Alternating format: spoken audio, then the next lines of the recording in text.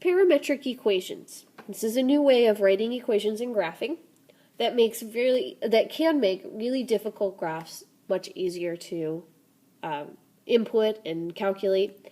Like, for example, you see this swirly picture here, but the equations that make up the graph are really simple. That would be really hard to graph using our normal rectangular graphing. Parametric equations differ from rectangular graphing because in rectangular graphing we define x in terms of y or y in terms of x. In parametric equations we define both of them in terms of a third parameter or a third variable, which we call the parameter, like f as a function, or x as a function of t and y as a function of t. So t is the parameter in this case. This is helpful for when we have to think about two dimensions in terms of a third one, like x and y in terms of time. Let's fill in a table to get a feel for what this is going to look like. We have an equation of x in terms of t, an equation of y in terms of t, and I'm going to fill in the value with our x values and our y values, and then we can graph them as coordinate pairs. So negative 3 squared minus 2 is 7. And then plugging in negative 2, we're going to get 2. Plugging in negative 1, we'll get negative 1. Negative 2, negative 1, 2, 7. So our x values are changing in this parabolic type pattern, quadratic type pattern.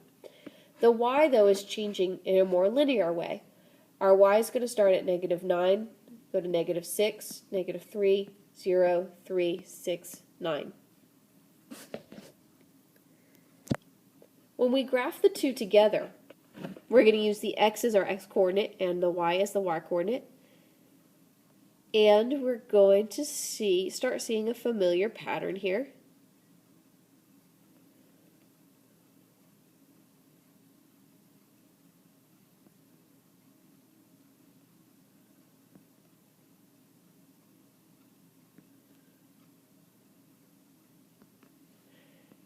And we get this parabolic shape. And if we think about it, the x values had a varying rate, whereas the y values had a steady change. So the y values always increased by 3, but my x values changed like a quadratic. And that gives us this sideways parabola shape. I want you to think about the fairy question from in class and try to write an equation for the x motion in terms of t and the y motion in terms of t. Consider where the values start and how quickly they change.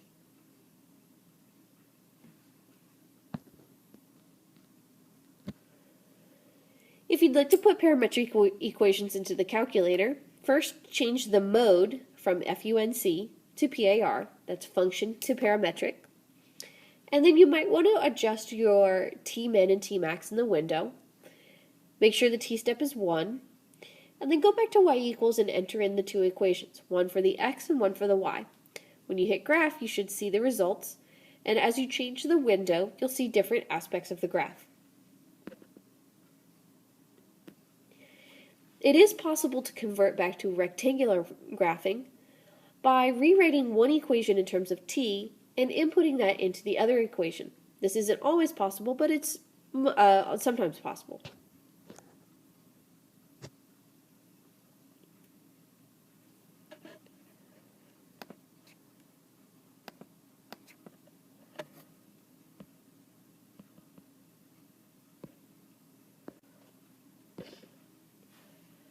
So I can take this second equation fairly easily and solve this for y, or solve it for t. And I'm going to plug that back into the other equation.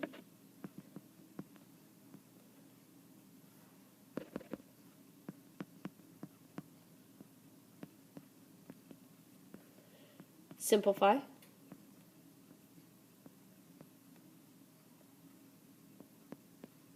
And then solve for y, because that's how we usually graph.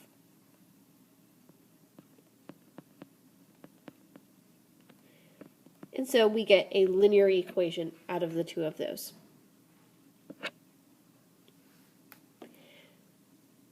that's it. Make sure you've jotted down some notes on this topic, and if you have any questions, make sure you're prepared to ask them in class.